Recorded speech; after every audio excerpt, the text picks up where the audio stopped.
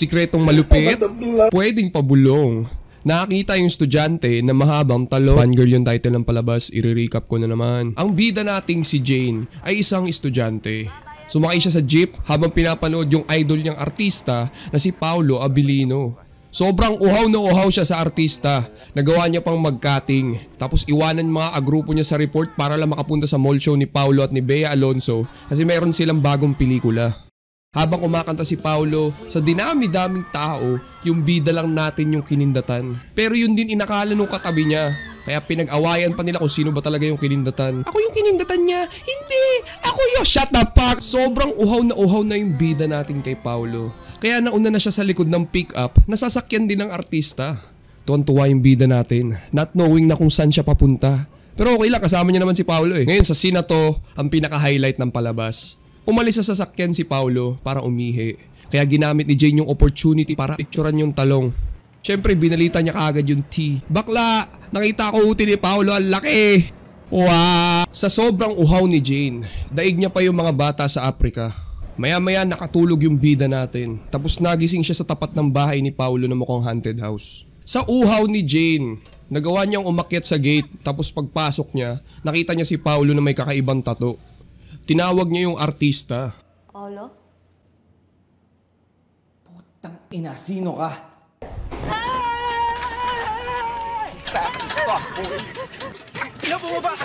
Umakyat ka sa gate ng di mo bahay tapos iisipin mo di magugulat sa'yo yung may-ari. Dumiretso ulit siya pabalik sa may sasakyan. Na maya-maya umandar tapos paghinto, bumaba si Paolo tapos nakita niya si Jane. Pinababa niya yung bida natin. Sinusubukan siyang kumbinsin na #1 fan mo ko.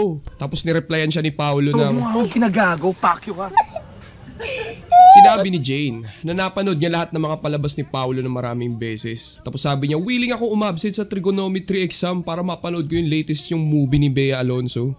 Ngayon tinanong naman ni Paolo si Jane ng mga personal question tungkol sa sarili niya like ilang taon na ako, ilan na yung aso ko, or ilan yung nunal ko sa katawan, something like that. Kaya natuwa si Paolo dahil nasagot ni Jane yun lahat. Inaya ngayon ni Paolo yung bida natin sa kotse.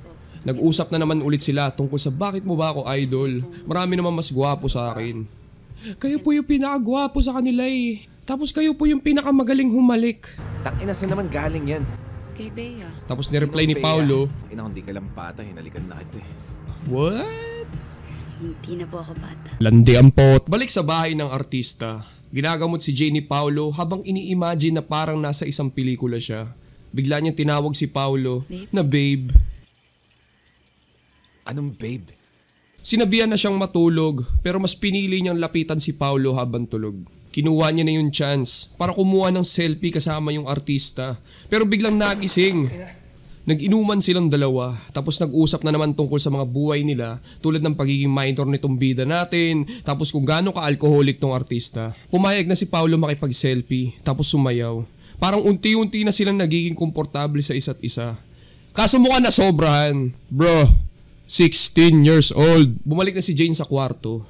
Talagang sinubukan niya pero mukhang hindi talaga siya makatulog. Pagbaba niya ng hagdan, nakita niya si Paolo nagka-cardio habang may kasamang babae.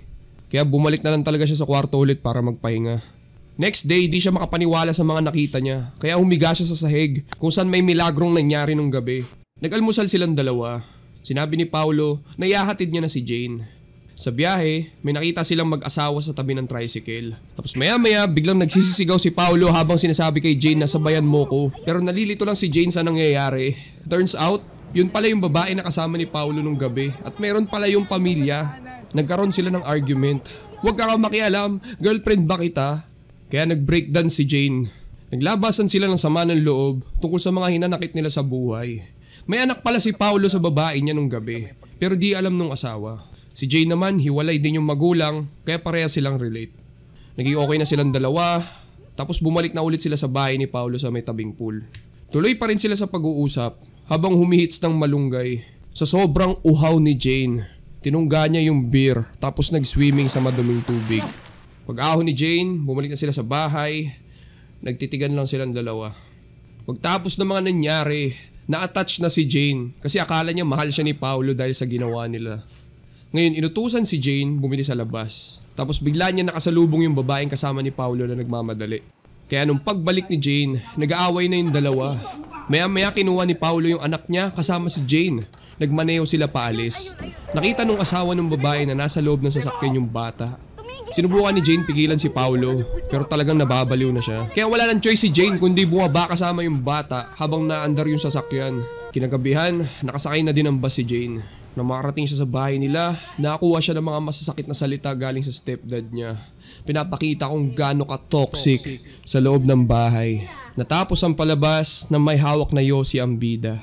Hey! Huwag kayo manigarilyo mga kids, di yan nakaka-cool.